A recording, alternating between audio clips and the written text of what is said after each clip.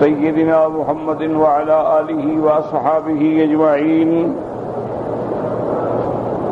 اللهم صل على سيدنا محمد وعلى آل سيدنا محمد كما صليت على إبراهيم وعلى آل إبراهيم في العالمين إنك حميد مجيد. أعوذ بالله من الشيطان الرجيم. بسم الله الرحمن الرحيم. ولو أنما في الأرض من شجرة أقلام والبحر يمده من بعده 7 أبحر ما نفذت كلمات الله إن الله عزيز حكيم. ما خلقكم ولا بعثكم إلا كنفس واحدة إن الله سميع بصير. قال المؤلف والمفسر رحمه الله تعالى أدام النفع بعلومه وعلومكم في الدارين آمين. إلى أن قال يقول تعالى ولو أن ما في الأرض من شجرة أقلام الآية يقول لو كان البحر مدادا لكلمات الله والأشجار كلها أقلاما لئن كسرت الأقلام وفني ماء البحر. اب مفسر رحمۃ اللہ علیہ ان آیات کی تفسیر فرماتے ہیں کہ لو کان البحر مدادا لکلمات اللہ، اگر تمام دریا سیاہی بن جائیں اور تمام درخت جو ہیں وہ قلمیں بن جائیں تو کلمیں ٹوٹ جائیں گی اور دریا کی سیاہی پانی خشک ہو جائے گا. وبقیت کلمات اللہ قائمۃ لا یفنیہا شیء، لیکن اللہ کے کلمات جو ہیں وہ باقی ہوں گے جن کو کوئی دنیا کی طاقت فنا نہیں کر سکتی. تو جب ہر چیز فنا ہونے والی ہے، اللہ کی ذات اور اس کا کلام باقی ہے، تو اس کا کون احاطہ کر سکتا ہے؟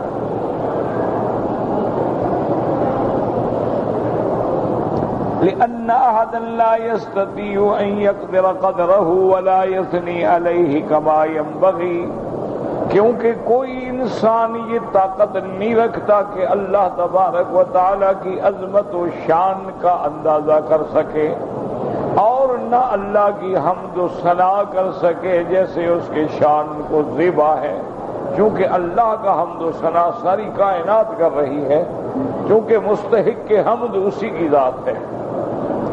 لیکن کون ہے جو حق کے حمد ادا کر سکے؟ اس لیے میرے آقا رحمت دو عالم صحیح حدیث میں فرماتے ہیں کہ جب سارے انبیاء جواب دے دیں گے قیامت والے دن،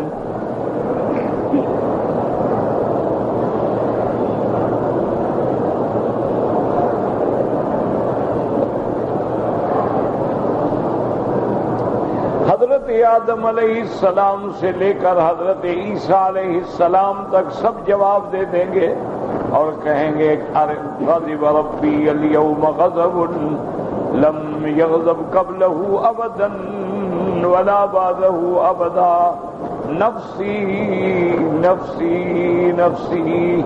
کہیں گے آج اللہ کے جلال کا دن ہے، ہم تو اپنے لیے ڈر رہے ہیں کہ کہیں ہم سے سوال نہ ہو جائے، لہذا فأتوا محمدا صلی اللہ علیہ وسلم، تم سارے لوگ رحمت دو عالم صلی اللہ علیہ وسلم کے پاس جاؤ. اب اولین و آخرین ساری کائنات جو ہے وہ چل کے آئیں گے دروازہ محمد مصطفیٰ پہ صلی اللہ علیہ وسلم اور آ کے عرض کریں گے کہ مہربانی کر کے اتنی سفارش فرما دیں کہ اللہ ہمارے حساب میں تعجیل فرما دیں، یعنی حساب ہو جائے. باقی جس کو جنت ہے جہنم ہے وہ الگ فیصلے ہیں، یہ سفارش صرف اس لیے ہوگی کہ مقدمے کی سماعت شروع ہو جائے، تعجیل العذاب، تعجیل الحساب۔ اب اسی سے اندازہ فرمائیں کہ اللہ نے جو فرمایا تھا وَمَا أَرْسَلْنَاكَ إِلَّا رَحْمَةً لِّلْعَالَمِينَ، اللہ نے حضور پاک کو بھیجا رحمت بنا کے تمام عالم کے لیے۔ تو آج تمام عالم آپ کے سامنے کھڑا ہے، تمام دنیا کی مخلوق آپ کے سامنے کھڑی ہے، اور آپ سب کے لیے رحمت بن رہے ہیں کہ حساب تو شروع ہوگا نا۔ اس کے بعد حضور صلی اللہ علیہ وسلم فرماتی ہیں کہ جب سارے لوگ مجھ سے شفاعت کی درخواست کریں گے تو میں کہوں گا انا لہا انا لہا، اس شفاعت کے لیے تو اللہ نے فقط مجھے چن لیا ہے، میں ہی شفاعت کروں گا۔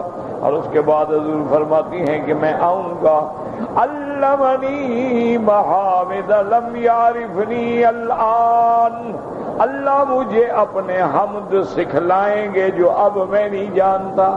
یعنی اللہ کے محامد اتنا ہے کہ اللہ کے پیغمبر بھی نہیں جانتے، تو اس لیے کون اللہ کا حمد بیان کر سکتا ہے، کون اللہ کی شان بیان کر سکتا ہے، ما سوا اس کے کہ آدمی اعتراف کرے کہ یا اللہ ہم عاجز ہیں، لا احصی ثناء علیک انت کما اثنیت علی نفسک۔ فرماتی ہیں کہ ان محامد سے میں حمد کروں گا، ثم اخر تحت العرش سجدا، اس کے بعد میں عرش کے نیچے سجدے میں گر جاؤں گا اور اللہ سے درخواست کروں گا، کیونکہ سجدے میں جو دعا کی جائے وہ زیادہ قبول ہوتی ہے، کہ بندہ جو ہے وہ زیادہ قریب ہوتا ہے اپنے اللہ کے۔ انسان کی پستی ذلت کی انتہا ہو جاتی ہے جب مٹی میں سر ڈال دیتا ہے، اعتراف کرتا ہے کہ مولا میں نے اپنے آپ کو مٹا دیا ہے، اور یہی مٹانا اللہ کو پسند ہے۔ تو حضور صلی اللہ علیہ وسلم فرماتے ہیں کہ اس وقت بھی اللہ مجھے حمد سکھلائیں گے، حتی یکون هو الذی یثنی علی نفسہ، یعنی کوئی انسان، کوئی مخلوق، کوئی انس و جن اللہ کی تعریف، اللہ کی ثنا اس طرح نہیں بیان کر سکتے جیسے اس کی ذات کو ذبح ہے۔ ان ربنا کما یقول وفوق کما نقول، ہمارے رب کی ذات جو ہم صفتیں بیان کرتے ہیں بلکہ وہ تو ان سے بھی اعلیٰ اور برتر ہے، ہم تو صفت بیان کر ہی نہیں سکتے۔ وقد روی ان هذه الآیت نزلت جوابا لليہود، اب مفسر رحمۃ اللہ علیہ فرماتی ہیں کہ یہ بھی روایت ہے کہ یہ آیت نازل ہوئی جواب یہود کے لیے۔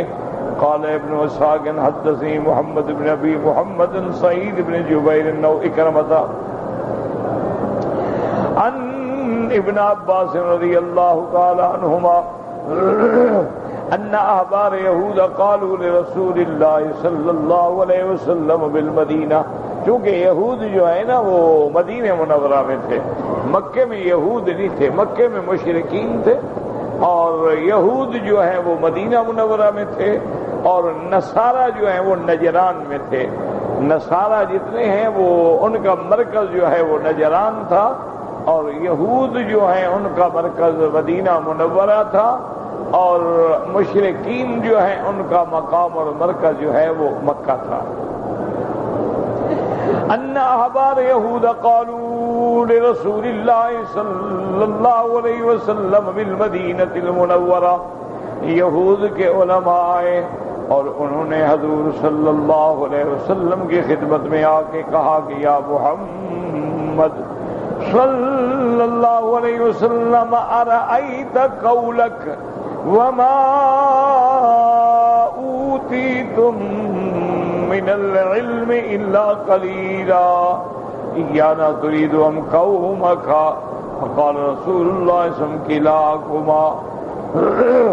یہودیوں نے آ کے سوال کیا کہ یا رسول اللہ صلی اللہ علیہ وسلم، آپ فرماتی ہیں کہ اللہ نے فرمایا ہے کہ تم نے علم دیے گئے مگر تھوڑا سا، تو اس سے مراد آپ کی قوم ہے یا ہم بھی ساتھ ہیں؟ حضور فرمایا ہم سب ساتھ ہیں، ساری مخلوق کو اللہ نے نہیں علم دیا مگر تھوڑا سا۔ اس کے بعد وہ کہنے لگے قالوا ولستتروا فيما جاءك أنك تؤتين التوراة فيها تبيان لكل شيء انہوں نے کہا کہ یا رسول اللہ صلی اللہ علیہ وسلم، کیا آپ اپنے قرآن میں یہ آیات نہیں پڑھتے ہیں کہ اللہ نے ہمیں تورات دی ہے، اور تورات ایسی کتاب ہے کہ تبیان لکل شیء، ہر شیء کا اس میں بیان ہے، تو پھر علم قلیل کیسے ہوا؟ اللہ نے تو تورات میں ہر چیز کھول دی، تو آپ کہتے ہیں کہ تھوڑا علم ملا ہے۔ حضور صلی اللہ علیہ وسلم فرمایا انہا فی علم اللہ قلیل وَعِندَكُم مِّن ذَلِكَ مَا يَكْفِيكُمْ وَأَنزَلَ اللَّهُ فِيمَا سَأَلُوهُ عَنْهُ مِن ذَلِكَ وَلَوْ أَنَّ مَا فِي الْأَرْضِ مِن شَجَرَةٍ أَقْلَامٍ۔ حضور نے فرمایا کہ یہودیوں بات سمجھو کہ تمہیں جو کتاب دی گئی وہ تمہارے لیے تو کافی ہے، لیکن اللہ کے علم کے مقابلے میں تھوڑا ہے۔ اللہ کے علم کا کوئی مقابلہ نہیں کر سکتا۔ تمام دنیا کی کتابیں، تمام دنیا کے علوم، تمام دنیا کے عقول، تمام دنیا کے شعور و ادراک کو بھی جمع کرو تو اللہ کے علم کے سامنے ان کی کوئی حیثیت ہی نہیں۔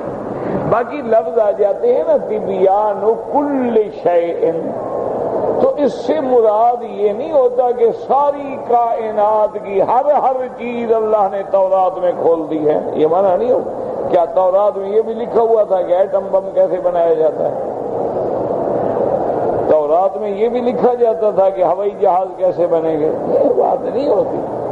جیسے کہ ہدہد نے آ کے رپورٹ دی ملکہ سبا کے بارے میں، اس نے آ کے عرض کیا کہ حضرت سلیمان علیہ السلام انی وجدت امرأۃ تملکہم، اس قوم کی ملکہ جو ہے وہ عورت ہے، وہ مرد نہیں ہے۔ انی وجدت امرأۃ تملکہم وأوتیت من کل شیء، اور ہر چیز اس کے پاس ہے۔ وہاں بھی لفظ ہے کل شیء، وَلَهَا عَرْشٌ عَظِيمٌ، اور اس کا بہت بڑا تخت ہے جس پہ بیٹھ کے وہ حکومت کرتی ہیں۔ تو اب کل شیء کا معنی یہ تھوڑا ہے کہ ملکہ سبا کے بعد ہوائی جہاز تھے، میزائل تھے، ٹینک تھے، بحری جہاز تھے۔ تو معنی یہ ہوتا ہے اوتیت کل شیء، یعنی اس وقت جو ایک ملک کو اور ملکہ کے ضروریات کی چیزیں ہیں اللہ نے وہ ساری عطا فرمائی۔ اسی طرح قرآن کہتا ہے وَآتَاكُم مِّن كُلِّ مَا سَأَلْتُمُوهُ، اللہ فرماتا ہم نے آپ کو دیا جو کچھ تم نے مانگا ہے۔ اب یہ ضروری تھوڑا ہے کہ جو ہم مانگے ہمیں ہر چیز مل جائے، کبھی اس چیز کا نہ ملنا ہمارے لیے بہتر ہوتا ہے۔ تو معنی یہ ہوتا ہے کہ ہر وہ نعمت جو اللہ کے علم میں انسان کے لیے بہتر تھی وہ اللہ نے ہمیں عطا فرما دی ہے۔ تو اس لیے یہ معنی نہیں ہوتا کل شیء کا یا تبیان کل شیء کا۔ اسی لیے ابلیس لعین جو ہے، ملعون جو ہے، وہ ایک اللہ کے ولی کی خدمت میں آیا، انسان کی شکل بن کے آ گیا ایک ولی کی خدمت میں، اور آ کے کہنے لگا کہ حضرت میں نے ایک سوال پوچھنا ہے۔ آپ نے فرمایا پوچھو جی کیا؟ انہوں نے سمجھا کوئی سائر ہے، انسان ہے، جو کہ ابلیس جو ہے نا یہ ہر شکل تبدیل کر سکتا ہے، انسان بھی بن جاتا ہے، حیوان بھی بن جاتا ہے، سانپ بھی بن جاتا ہے، ہوا بھی بن جاتا ہے۔ یہ قوت استدراجیہ ہیں جو اللہ نے اس کو دی۔ تو آپ نے فرمایا ہاں بھائی پوچھو کیا سوال ہے؟ اس نے کہا حضرت میں یہ پوچھنے آیا ہوں کہ شیطان جو ہے وہ شے ہے یا لا شے ہے؟ بھئی شیطان جو ہے وہ شے ہے، کچھ ہے یا نہیں؟ وہ شے ہے یا لا شے ہے، کچھ نہیں؟ انہوں نے کہا نہیں وہ شے ہے، اس کا وجود ہے، لا شے کیسے ہے؟ وہ تو شے ہے۔ اس کا وجود ہے، پانی پہ تخت ڈال کے بیٹھا ہے، اس کی اولاد ہے، نسل ہے، در نسل ہے، ذریات ہیں، اتباع ہیں، ماننے والے ہیں۔ اس نے کہا جی کہ اگر شیطان شے ہے، جیسے آپ فرما رہے ہیں کہ شیطان شے ہے لا شے نہیں، تو آپ کے قرآن میں آتا ہے، اللہ فرماتے ہیں وسعت رحمتی کل شے، کہ میری رحمت نے ہر چیز کو ڈھانپ دیا۔ تو جب اللہ کی رحمت کل شے پہ ہے تو شیطان کو آپ باہر کیوں نکالتے ہیں کہ وہ ملعون ہے اور مرجوم ہے اور مطرود ہے، وہ اللہ کی رحمت سے دور ہے؟ وہ بھی تو شے ہے اور اللہ کی رحمت ہر شے پہ ہے۔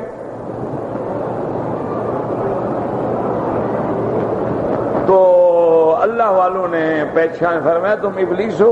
ہاں میں ابلیس۔ انہوں نے کہا بالکل اللہ نے بھی ٹھیک فرمایا ہے اور تم بھی شے ہو، اور اللہ کی رحمت ہر چیز پہ ہے، لیکن جو اپنے آپ کو رحمت سے خود نکال دے تو رحمت کا تو کوئی قصور نہیں ہے نا۔ اب دیکھو نا، مثلا دھوپ پڑ رہی ہے، کمرہ موجود ہے، اے سی چل رہا ہے، آپ خود جا کے دھوپ میں کھڑے ہو جائیں تو اے سی کا قصور ہے یا کمرے کا قصور ہے؟ تو اللہ نے تو اپنی رحمت سب کو عام کی ہے، لیکن بدبخت تو خود رحمت سے نکل گیا۔ آگے تو نے پوری آیت نہیں پڑھی، فَسَأَكْتُبُهَا لِلَّذِينَ يَتَّقُونَ۔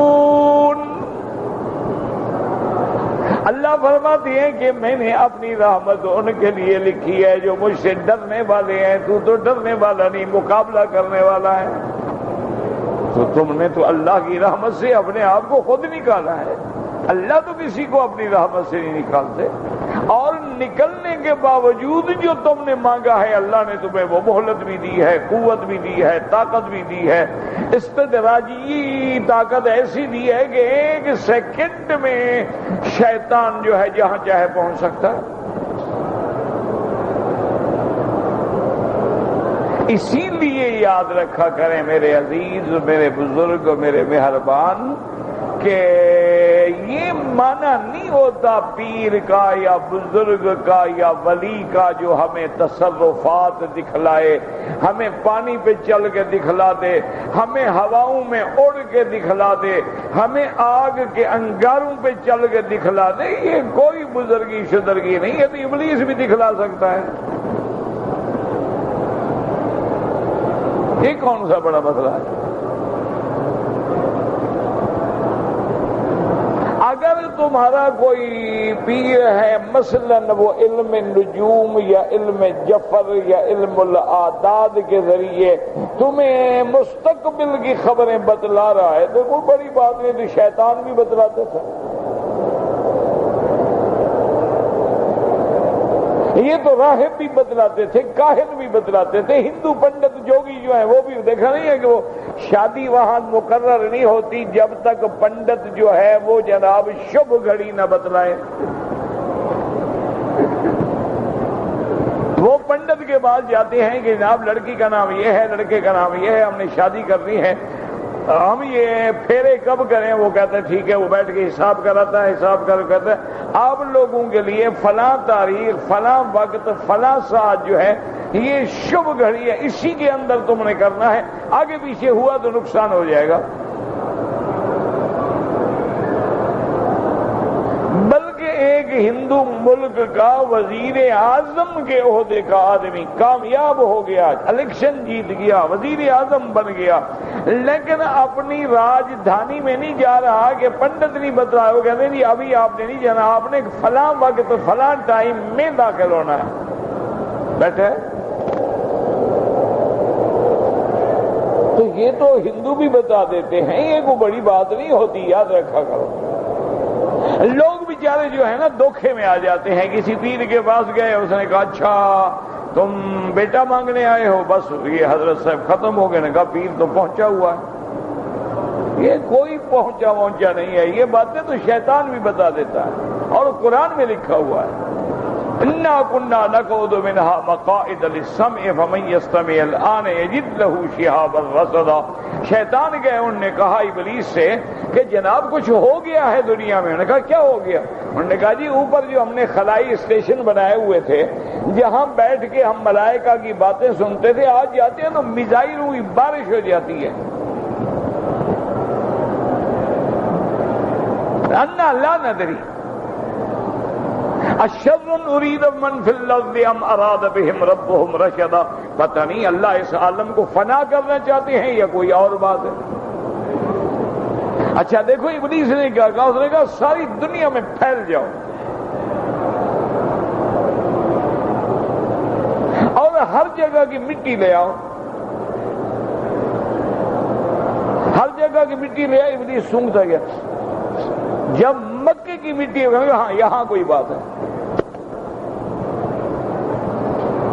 تو یہ بھی بزرگ تھا، مٹی سونگ کے بتا دیا. تو کوئی عقل کرو. ولی وہ ہوتا ہے جو متبع حضرت محمد مصطفیٰ. ایک بات ہمیشہ یاد رکھو، الاستقامت فوق الف کرامت. 1000 کرامت دکھائیں کوئی حقیقت نہیں رکھتی ہے، لیکن دین پہ جو استقامت ہے اصل اس کا نام ولایت. کہ جس کے سیرت میں، صورت میں، لباس میں، چال میں، ڈھال میں، اقوال میں، افعال میں، اعمال میں تصویر جھلکتی ہو حضرت محمد مصطفیٰ. یہ ولی ہے. اس کے پاؤں کا جوتا ہو اور ہمارے سر کا تھا. یہ کوئی ولایت شرایت نہیں ہوتی. اور جی پیر صاحب نے مجھے بتایا تمہارے گھر میں کمرے کے فلاں کونے میں تویز دفن ہے. حضرت ہم نے نکالا ہے. دیکھو حضرت کو پتہ لگ گیا.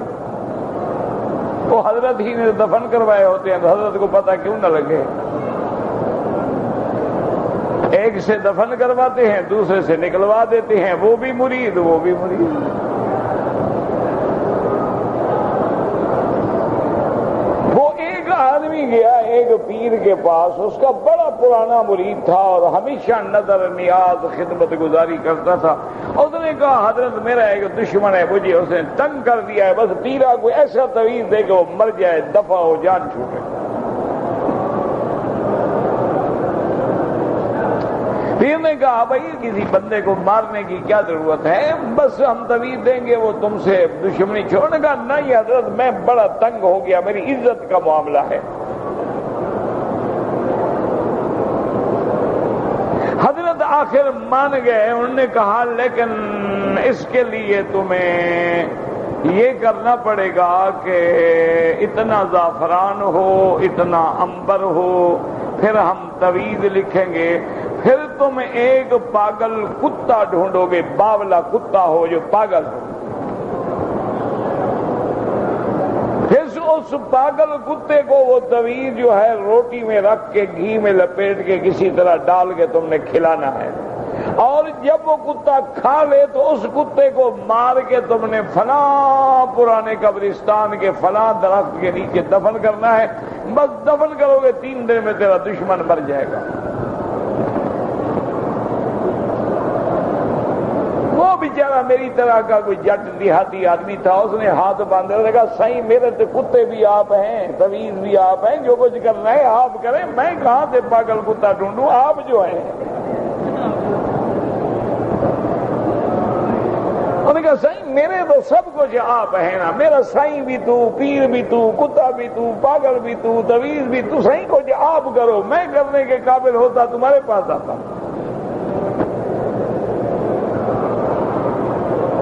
کیا یہ پیری مریدی ہوتی؟ داڑھی مڈائی ہوئی ہے، مونچھیں بڑھائی ہوئی ہیں، فیشنیبل لباس پہنے ہوئے ہیں، روزانہ ڈریس بدل کے آتے ہیں جیسے فلمی ایکٹر ہوں اور ظاہر کریں کہ ہم عالم ہیں.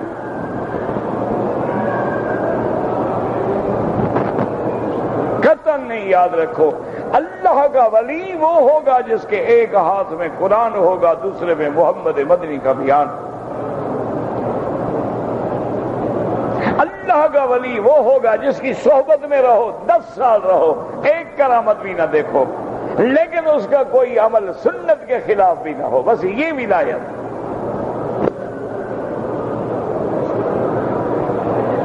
فرشتے سے بہتر ہے انسان بننا، لیکن اس میں پڑتی ہے محنت زیادہ۔ انسان بننا مشکل ہے، شیطان بننا کیا مشکل ہے؟ کسی کو بے نمازی بنانا ہو کیا مشکل ہے؟ کسی کو زانی بنانا ہو کیا مشکل ہے؟ شرابی بنانا ہو کیا مشکل ہے؟ جوا کھلانا ہو کیا مشکل ہے؟ حرام کھلانا ہو کیا مشکل ہے؟ اس کو نمازی بنانا مشکل ہے، ایمان والا بنانا مشکل ہے، دیانت دار بنانا مشکل ہے، حرام سے بچانا مشکل ہے، اور وہ تب بچے گا جب اتباع کرے گا سنت محمد مصطفیٰ صلی اللہ علیہ وسلم۔ ولی کون ہے؟ ابو بکر ہے۔ ولی کون ہے؟ اصحاب محمد مصطفیٰ ہے۔ ولی کون ہے؟ اہل بیت رسول اللہ ہے۔ ولی کون ہیں؟ ائمہ محدثین مجتہدین فقہا ہیں۔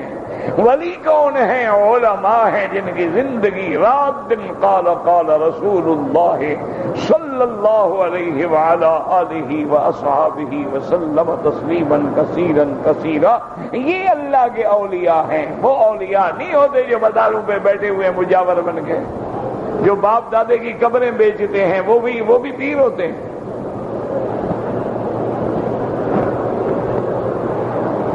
جو مزار کا بھی ٹیکس لیتے ہیں، قبر پہ آؤ نظر دو، پیر کے پاس آؤ نظر دو، پیر تمہارے پاس جائے نظر دو، پیر نہ ہوا کو اللہ کا قہر ہو گیا۔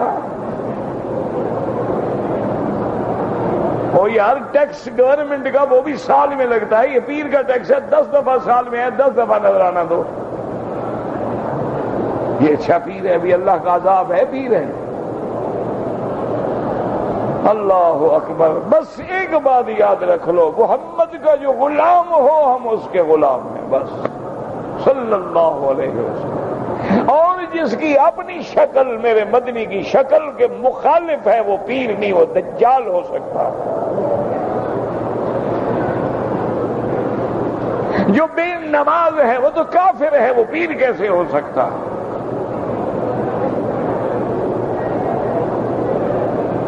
اور جو زنا اور شراب میں الجھا ہوا ہے وہ تو مرتکب فواحش ہے، وہ تو فاسق و فاجر ہے، وہ پیر کیسے ہو گیا؟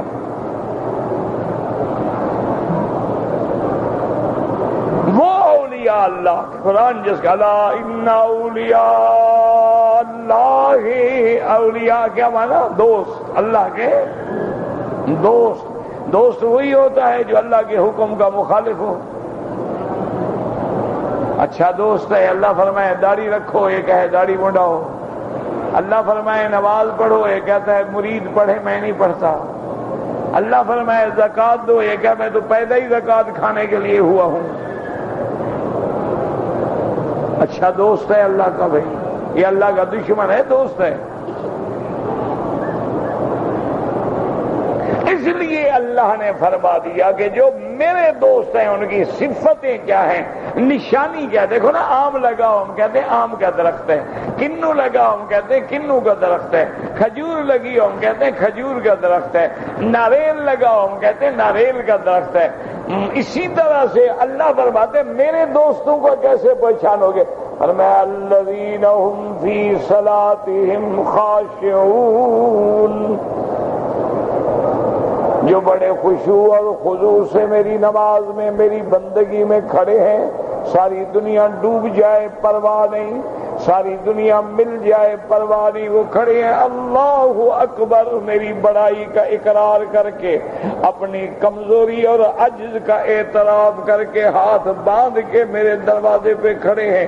فرمایا تراہم رکعن سجدا، کبھی تیری نظر پڑے تو وہ رکوع میں ہوتی ہیں، کبھی نظر پڑے تو سجدے میں ہوتی ہیں، اور کیا چاہتے ہیں؟ یبتغون فضلا من اللہ ورضوانا، وہ ہر حال میں میرا فضل مانگتے ہیں، میری رضا مانگتے ہیں، نہ دنیا مانگتے ہیں، نہ ہیرے مانگتے ہیں، نہ سونا مانگتے ہیں، نہ چاندی مانگتے ہیں۔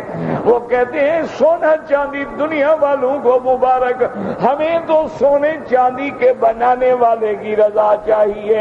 اس لیے فرمایا یبتغون فضلا من اللہ ورضوانا، میرا اللہ کیسے پہچانے؟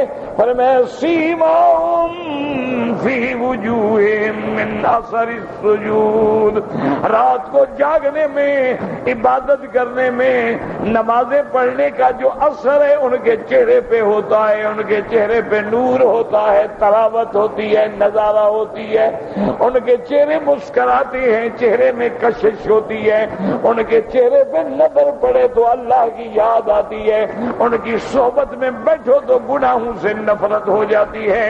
اور میں والذین هم عن اللغو معرضون، اور میرے ولی جو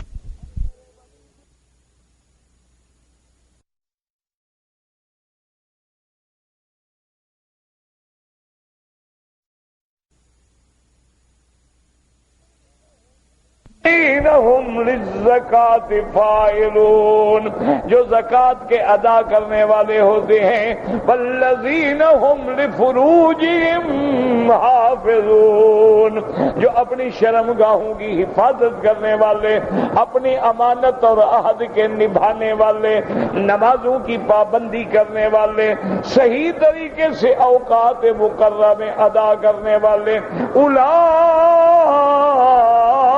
هم الوارثون الذين يرثون الفردوس۔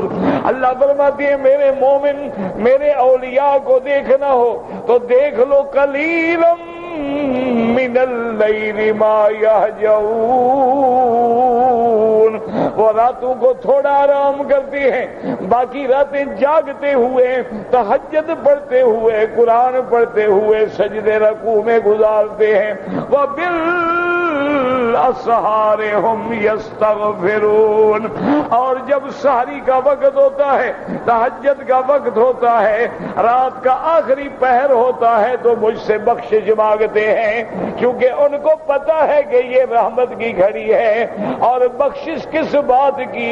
ساری رات تو میری عبادت میں گزاری ہے، وہ بخشش اس بات کی مانگتے ہیں کہ مولا اگر تیری عبادت میں کوئی کمی رہ گئی ہے تو ہمیں معافی عطا فرما دے۔ وبالاسحار هم یستغفرون وفی اموالهم حق معلوم للسائل والمحروم۔ اللہ فرماتی ہے کہ ان کو اگر میں مال دیتا ہوں، ان کے مال کو تقسیم ہوتی ہے، جو حقوق واجبہ ہیں وہ ادا کرتے ہیں، وہ مانگنے والوں کو بھی دیتے ہیں اور بغیر مانگنے والوں کو بھی دیتے ہیں۔ تو اللہ فرماتی ہے جب یہ صفتیں نظر آئیں تو سوچ لینا یہ میرے دوست ہیں، اور ان کے لیے میرا فیصلہ ہے کہ لا خوف علیہم ولا هم يحزنون۔ تو اس کا معنی ولایت ہوتا ہے۔ دعا کرو اللہ ہمیں بھی کسی اللہ والے کی صحبت نصیب ہو جائے، اللہ ان کے قدموں میں بیٹھنا نصیب ہو جائے، ان کی صحبت سے استفادہ حاصل کرنے کی توفیق ہو جائے۔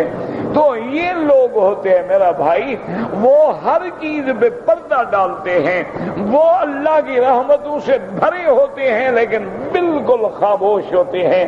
جیسے بھرا ہوا برتن کبھی نہیں بجتا ہے، اور جو خالی ہوتا ہے وہ ڈھول کی طرح چیختا ہے۔ کبھی اشتہار دیتا ہے میرے پاس اسم اعظم ہے، وہ تمہارے پاس اسم اعظم ہے بدبخت، تمہیں اشتہار دینے کی کیا ضرورت ہے؟ اسم اعظم کا تو معنی یہ ہے کہ جو مانگو وہ مل جائے، پھر تمہیں کیا ضرورت ہے کہ 5 روپے کا ڈاک ٹکٹ بھیجو، اس کے بعد آپ کو اسم اعظم بھیجیں گے؟ ان کو کیا ضرورت ضرورت ہے کہ اپنے ولایتوں کا اور اپنے کشف و کرامات کا اخباروں میں اور اشتہاروں میں اور پراپگنڈے میں، آج کل آپ نے اخبار نہیں پڑھا، ایک پیر ہے اس کا نام ہے ڈبل شاہ. وہ ڈبل شاہ کیوں ہے؟ 1 لاکھ 2 لاکھ بنا دیتا ہے. انشاءاللہ جب 2-3 کروڑ اکٹھا ہوگا نہ ڈبل شاہ ہوگا نہ سنگل شاہ ہوگا.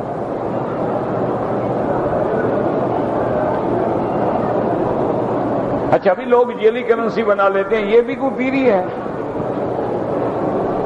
کتنے لوگ ہیں جو نعوذ باللہ جیلی کرنسیاں بناتے ہیں، جیلی مہریں بناتے ہیں، جیلی نوٹ بناتے ہیں، تو کیا یہ بھی پیری فقیری ہے؟ وہ ڈبل شاہ بن گیا جی. انا للہ و انا الیہ، اللہ عالم کون ہے کون نہیں ہے.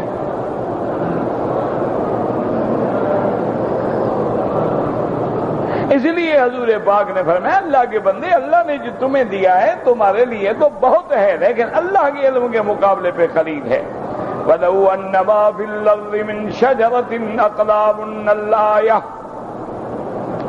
وَهَكَذَا رُوِيَ عَنْ ابْنِ عَطَاءٍ وَهَذَا يَقْتَضِي أَنَّ هَذِهِ الْآيَةَ مَدَنِيَّةٌ لَا مَكِّيَّةٌ وَالْمَشْهُورُ أَنَّهَا مَكِّيَّةٌ. اب مفسر فرماتے ہیں کہ اگر یہ آیت یہود مدینہ کے بارے میں نازل ہوئی ہے تو پھر تو مدنی ہونی چاہیے، حالانکہ آیت مکی ہے. ان اللہ عزیز حکیم، اے عزیز قد عز کل شیء وقہرہ وغلبہ، ہر چیز پہ غالب، ہر چیز پہ اس کا قدرت. فلا مانع لما اراد ولا مخالف ولا معقب لحکمہ، اور جو وہ ارادہ فرما لے کوئی روک نہیں سکتا، کوئی ٹال نہیں سکتا. حکیم فی خلق، اللہ نے جو مخلوق پیدا کی یہ بھی حکمت و امرہ و اقوالہ و افعالہ و شرعہ و جمیع شؤونہ، اللہ کا ہر قول، ہر امر، ہر نہی، تمام ہر چیز حکمت کے مطابق ہے. وَقَوْلُهُ مَا خَلْقُكُمْ وَلَا بَعْثُكُمْ إِلَّا كَنَفْسٍ وَاحِدَةٍ أي ما خلق جميع الناس يوم البعث مثل قضي الله كنسبة خلق نفس واحدة الجميع حي عليه. اللہ نے فرمایا کہ میرے بندو، جیسے ایک بندے کو پیدا کرنا، اس کو مار دینا، اس کو دوبارہ پیدا کرنا میرے لیے مشکل نہیں، اسی طرح ساری کائنات کو پیدا کرنا بھی مشکل نہیں. کیوں؟ وہاں بھی میں نے یہی کہنا، کن ہو جا، بس ہو گیا.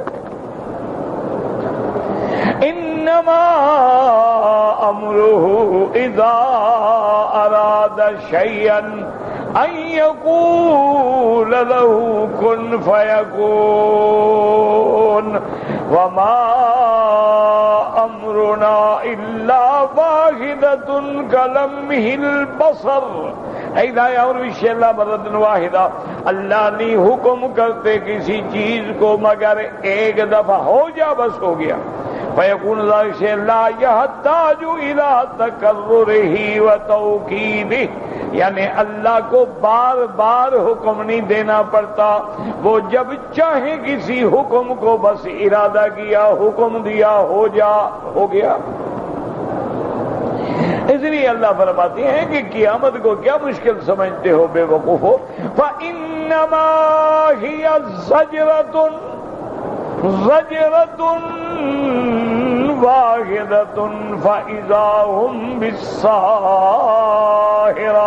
وہ تو بس ایک جبریل اللہ کے حکم سے بس ایک آواز کی دیر ہے کہ سب کے سب میدان میں اٹھ کے کھڑے. ان اللہ سمیع بصیر، اے کما هو سمیع لأقوالهم بصیر بأفعالهم كسمعه بصیر بنسبة نفس واحد. اللہ جیسے ایک بندے کی سنے ایسے ساری کائنات کی بیک وقت سننے کی صفت والا خدا ہے. جو سب کی سنتا ہے، کسی کی آواز اس پہ گڈ مڈ نہیں ہو جاتی، کسی کی آواز ایسے نہیں جو سمجھ نہ آئے۔ آپ آہستہ بول لیں، زور سے بول لیں، آپ اپنے خیالات دل میں رکھ لیں، تب بھی اللہ جانتے ہیں۔ السمیع بصیر كذلك قدر نفس هذا قال تعالى ما خلقكم ولا بعثكم إلا كنفس واحدة والله أعلم۔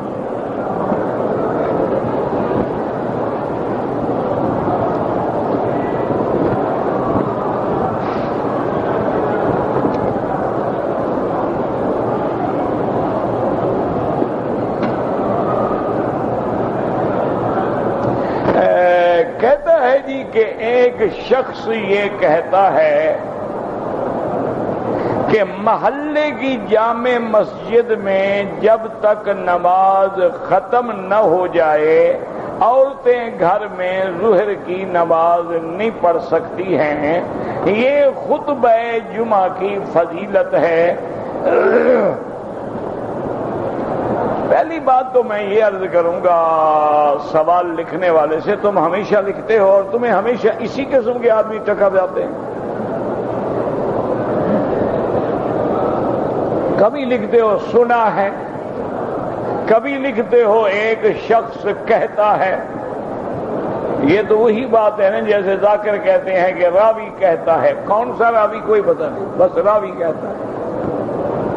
اچھا بعض کہتے ہیں آواز آتی ہے، کہاں سے آ رہی ہے؟ اب یہ میرا بھائی کو مسئلہ تو نہیں ہوتا کہ ایک شخص کہتا ہے، کیا وہ شخص عالم ہے؟ اگر عالم ہے وہ تو کہہ نہیں سکتا، عالم نہیں تو تم ہر شخص کی کیوں مان لیتے ہو؟ کوئی عقل کرو نا، کہ تم نے کپڑا سلوانا ہو تو کبھی کپڑا لے کے لوہار کے دکان پہ گئے ہو؟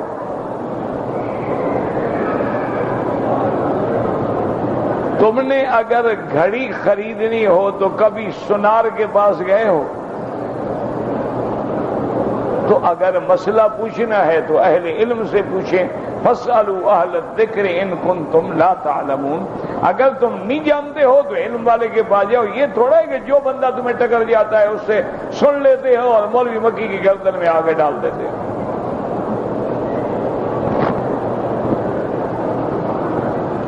میرا بھائی یاد رکھو کہ ان الصلاۃ کانت علی المؤمنین کتابا موقوتا، اللہ نے نمازوں کے اوقات معین کر دیے ہیں، اب وقت ہو گیا نماز جائز۔ جمعہ کے دن جو حکم ہے وہ عورتوں کے لیے ہے نہیں، مردوں کے لیے ہے کہ اذا نودی للصلاۃ من یوم الجمعۃ فاسعوا الی ذکر اللہ۔ اب جو لوگ جمعہ کے لیے مسجد میں آئیں گے لازم بات ہے انتظار کریں گے، خطبہ سنیں گے، جمعہ پڑھیں گے۔ جو عورتیں گھر میں بیٹھی انہوں نے تو ظہر پڑھنی ہے، وقت ہو گیا پڑھیں، ان کو کیا ہے کہ مسجد کی نماز کے لیے بیٹھی رہیں۔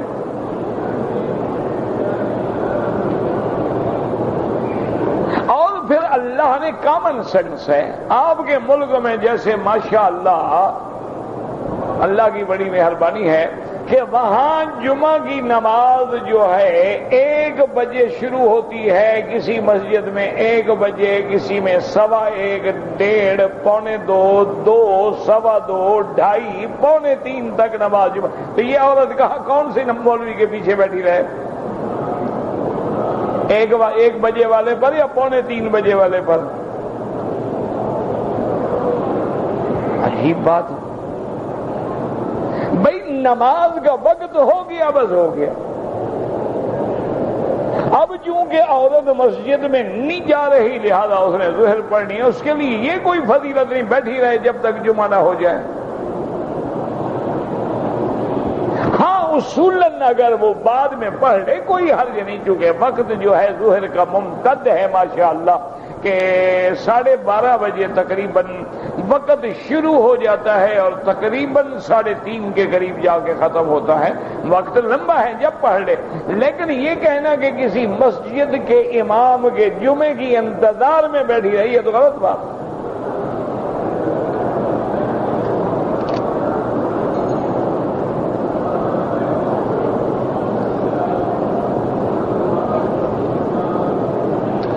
بہرحال آپ نے پہلا عمرہ کیا، سر پہ اس طرح پھروا دیا. دوسرا عمرہ کیا، آپ نے سر پہ اس طرح نہیں پھروایا، کپڑے پہن لیے. صاف بات ہے کہ دم پڑ گئی. بال ہوں یا نہ ہوں حلق کرانا ہوگا. اچھا ایک آدمی گنجا عمرہ کرے، حلق تو اس کو بھی کرانا ہوگا. اللہ کو تمہارے بالوں کی ضرورت نہیں ہوتی. اللہ کو تو یہ ضرورت ہے کہ بندے نے میرے حکم پہ اپنی گردن جھکا دی. بہرحال تم نے بال نہیں مڈوائے، تم پہ ایک بکری بطور دم پڑ گئی ہے. اور اگر تمہارے پاس پیسے نہیں ہیں تو جب اللہ پیسے دے کر دینا، کوئی ضروری نہیں کہ کل کرو. اور اگر بالکل امید نہیں ہے تو پھر روزے رکھ لو.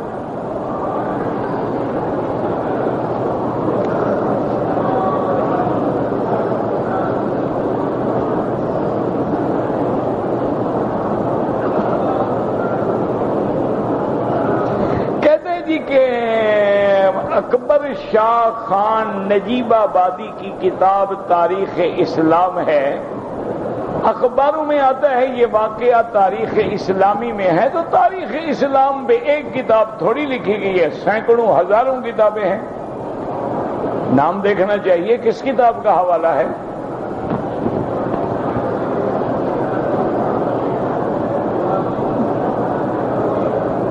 پانی کے خزان میں چاول گر گئے ہیں. چاول سے پلید نہیں ہوتا خزان. چاول پاک تھے، گر گئے، کوئی حال نہیں. ہوا آتی ہے، چاول جو پانی میں مل گیا، ہوا تو آئے گی، فطری بات ہے. تو ویسے صاف کرنا چاہو لیکن پلید نہیں ہے.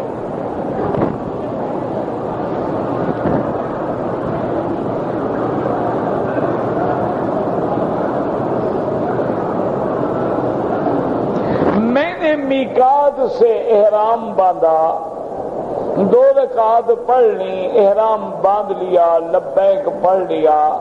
لیکن چلتے ہوئے میرے پاؤں میں کانٹا لگ گیا جس سے خون نکل گیا. تو خون بھی تیرا نکلے اور شریعت جرمانہ بھی تجھ پہ کرے.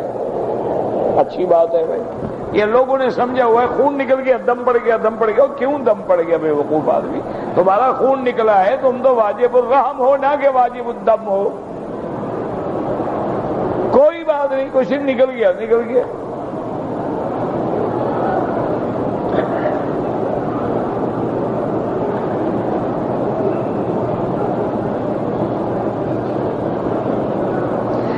کہ یہاں کفن ملتے ہیں برود یمانی کے جن پہ 12 اماموں کے نام لکھے ہوئے ہیں. تو شیعہ حضرات نے لکھوائے ہوں گے، وہ لیتے ہوں گے. بہرحال شریعت میں ان کی کوئی حیثیت نہیں.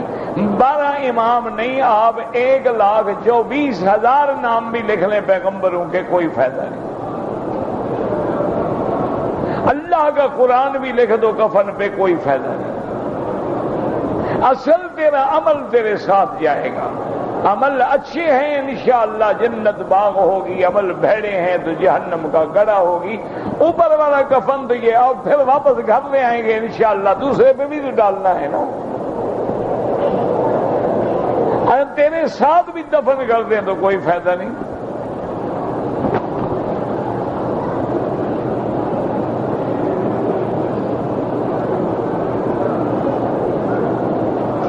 میری بیوی نے عمرہ کر لیا. عمرہ کرنے کے بعد اس نے پہلے والدہ کے بال کاٹے، والدہ نے پھر اس کے بال کاٹے. کوئی بات نہیں، ٹھیک ہے.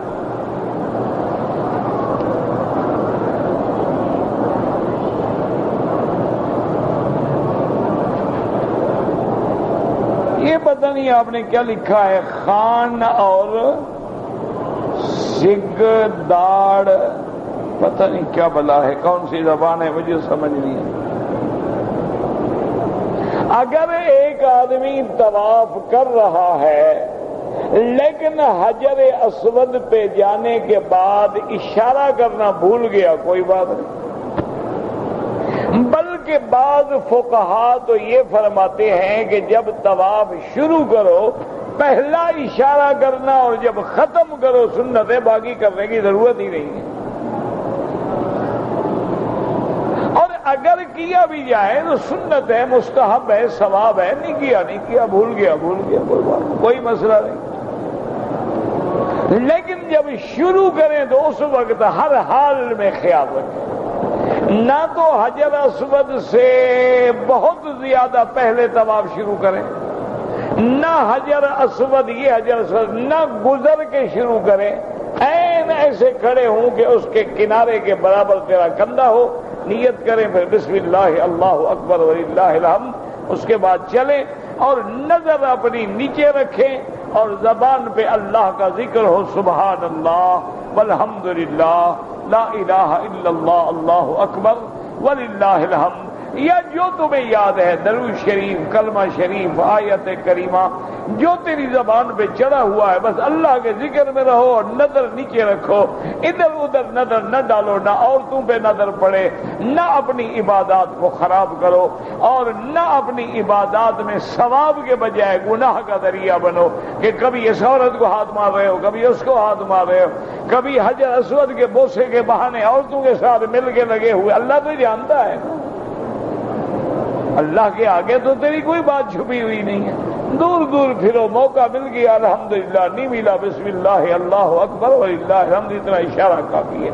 ربنا تقبل منا انک انت السمیع العلیم وتب علینا انک انت التواب الرحیم۔ یا الہ العالمین، عالم اسلام پہ رحم فرما، یا اللہ تمام اسلامی ملکوں پہ رحم فرما، یا اللہ بلاد اسلامیہ میں امن اور استحکام نافذ فرما، یا اللہ یہود و نصارہ اور ہنود کے فتنوں سے، ان کے مکر سے محفوظ فرما، یا اللہ بیماروں کو شفا عطا فرما، یا اللہ بے حیاؤں کو حیا عطا فرما، بے دینوں کو دین عطا فرما، بے اولادوں کو اولاد عطا فرما، جن کی اولاد ہیں ان کو صالح بنا، یا اللہ بے روزگاروں کو روزگار عطا فرما، یا اللہ جن کے گھروں میں بچیاں ہیں ان کے رشتے آسان فرما دیں، یا الہ العالمین، یا ارحم الراحمین، ہمیں مانگنا نہیں آتا، بغیر مانگے نعمتیں عطا فرما، یا اللہ پورے عالم میں ہدایت کی ہوائیں چلا دے، یا اللہ حضور کی امت کے ہر کلمے پڑھنے والے کو دین کا داعی بنا دے، یا اللہ دین کا سپاہی بنا دے، پورے عالم میں مساجد و مدارس کی حفاظت فرما، یا اللہ دین والوں کی حفاظت فرما، دینی اداروں کی حفاظت فرما، دین کے کام کرنے والوں کی حفاظت فرما، یا ارحم الراحمین، یا ارحم الراحمین، لا تجعلنا من القانتین ولا تردنا عن بابک خائبین، اللهم اجعل لنا وللمسلمین من كل هم فرجا ومن كل ضيق مخرجا ومن كل بلاء عافيا، صلی اللہ تعالی علی خیر خلقہ سیدنا محمد وعلی آلہ واصحابہ اجمعین، اللهم صل علی سیدنا محمد وعلی آل سیدنا محمد کما صلیت علی ابراہیم وعلی آل ابراہیم فی العالمین